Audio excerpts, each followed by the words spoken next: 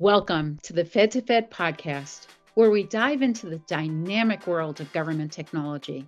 In this podcast series, we'll be joined by current and former federal leaders and industry trailblazers who are at the forefront of innovation. Here, we speak openly and honestly about the challenges and opportunities facing the federal government and the Department of Defense and its partners in the modern age, driving innovation and the incredible capabilities of technology along the way. Whether you're a federal leader, a tech industry professional, or simply fascinated by IT modernization, just like us, this podcast is for you. And we're so happy to have you tuning in. Welcome, everyone, and thanks for joining us today. Across government, we're seeing a strong push to enhance visibility and efficiency in cybersecurity, to gain a clearer picture of every endpoint and streamline how agencies defend against threats. Mobile devices are now a critical part of that landscape, but many organizations are still managing mobile security through separate tools and disconnected processes. That fragmented approach can limit visibility, slow response, and make it harder to protect sensitive data. Today, we're joined by Mike Damiano to discuss how bringing mobile threat defense and mobile application vetting together can help agencies achieve a more unified, efficient, and transparent approach to mobile security. Mike, we're thrilled that you're here today, and I'm very excited about talking with you about mobile security. So let's start with the first question. What do you see as the biggest challenge facing mobile security today? So I think the biggest challenge that facing mobile security today is about the ever-evolving changing of the attack vectors, of how the attackers are going after it. I think that we're getting to that point. We see from the Executive Order 14,028 and NIST 800-124, we can see where a lot of the agencies have gotten the MDM as part of the 800-124. We can see that as part of that, the requirement is going to be for also MTD, which a majority of agencies have. It's also becoming this problem where we see a lot of the threats are coming from applications, and those applications are causing risk. And so as part of the most recent revisions of NIST 1-800-124, mobile application vetting is a big part of that. And so what we're seeing is the agencies are inherently, just based off of trying to fill the void, they're creating silos. They're creating where we have MTD and device-related threats kind of pooling and being analyzed from an MTD perspective, but a different whole silo that's taking care of the applications that are running on those devices and what risk those pose, and not being able to kind of get a clear vision of what is happening in those two pieces or those two silos that are kind of being created to fill the void of protection. Thanks for that, Mike. So, Mike, what are the consequences of the gap being created? So it's about the full visibility of the attack chain. What we see when we're spotting ongoing attacks, we're looking at from the beginning of the entire attacker's chain. They're looking for how can they exploit the device. And traditionally it has been phishing, and phishing is still very prevalent.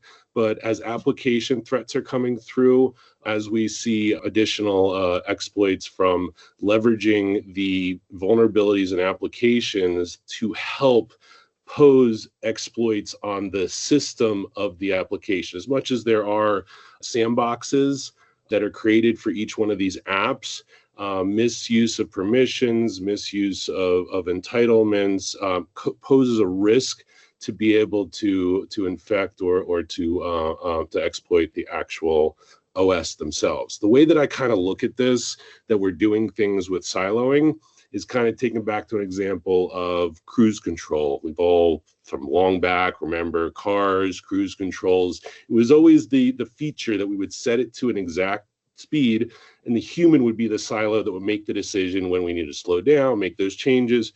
As we've evolved with dynamic cruise control, we've now set a speed, but based on it analyzing risk. And that's kind of what a full platform is able to do. It's able to allow you to still function on your device while also ensuring that any of the risks that are posed by anything on the device level, the app level, are all being correlated and put into the overall protection to make sure we slow down, make sure we kind of provide that protection. So I just look at it as an evolution and trying to evolve it to be better. Like, we're at the point where we have all these things like cruise control in the car. We want to advance them. We want to bring to the dynamic version. And that's what a full platform would really kind of play into. That's great, Mike. Thanks for using that example as well. So when agencies integrate MTD and MAV within a single platform, what kinds of improvements do they actually see? And can you share some examples of how this unified approach enhances visibility across devices and applications while also improving efficiency? So I'll go back to what the efficiencies ends up breeding and causing as outcomes is the ability to kind of look at where the attackers are coming from. They're looking at not only the application and the risks that are posed onto that, but how can they get down to the actual device?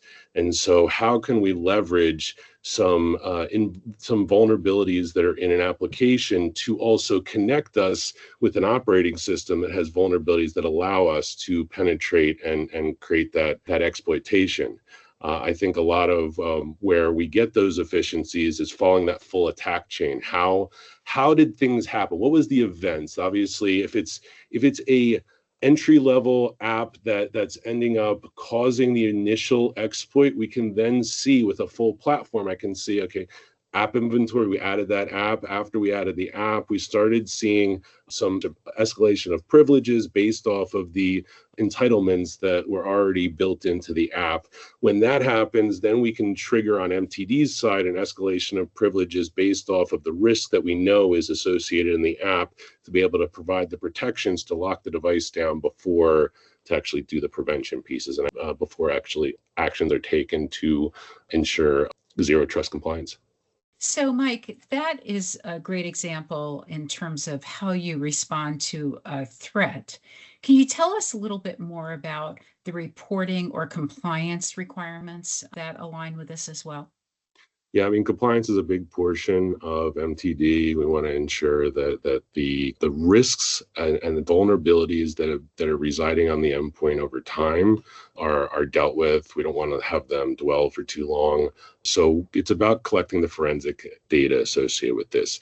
It's about being able to say for certainty that this app has a ChatGPT or a LLM built into it that's posing risk to me. How can I take action on that? It's about being able to provide the compliance data of all the CVs associated with the vulnerabilities exploited onto the operating system I am running. And not only that, is which ones that have been exploited in the wild. That's great. Thank you for that. So, Mike, that's a great view of the benefits for today. But of course, the threat landscape is always evolving, and so are the expectations for agencies to stay ahead of it. So, as mobile threats continue to evolve from AI-driven phishing to zero-day exploits, how should agencies be planning for the next phase of mobile security? Well, that's a really interesting question. I know AI is very top of mind to a lot of people. The advantage of some of the MTDs that are out there is they've been doing AI for years and years. They've been using classifiers. Us specifically have been using classifiers to be able to collect forensic data and make correlations using AI to what those actions on the actual kernel level, actions from maybe a network connection. How can we correlate that data to try to tie it back to an actual attack so we can try to prevent it? And so there's always the use of AI to prevent attacks. And of course, the attackers are using AI to try to go after us. But there's also what we're very focused on is what we call shadow AI. And it's how is AI posing risks to the device, to the applications, and to the user. And so what we've found is a lot of applications kind of follow the same pathway that we saw with the TikTok ban. And so with TikTok ban, we blocked the apps, we blocked the websites. And so TikTok started creating alliances and saying, hey, put the TikTok SDK in your app. And unknowingly, people were sharing data to the TikTok SDK by, asking it questions, posting things to what would seem like a normal application, but the integration is what they didn't realize.